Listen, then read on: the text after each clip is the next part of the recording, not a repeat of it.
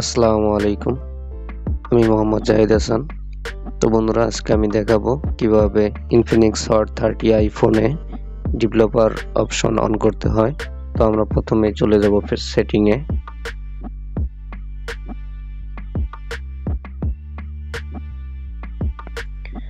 সেটিংয়ে যাওয়ার পরে মাই ফোনে ক্লিক করব। নিচে আসবো, এখানে বিল্ড নাম্বার নামে একটা যে অপশন রয়েছে এখানে ক্লিক করব 6 থেকে 7 বার। তো আমি ক্লিক করতেছি। ডেভেলপার অপশন অন হয়ে গেছে, দেখাচ্ছে you R now A developer. তো আমি এখান থেকে একটু ব্যাগে যাব, গিয়ে এখানে সার্চ করব ডেভেলপার অপশন।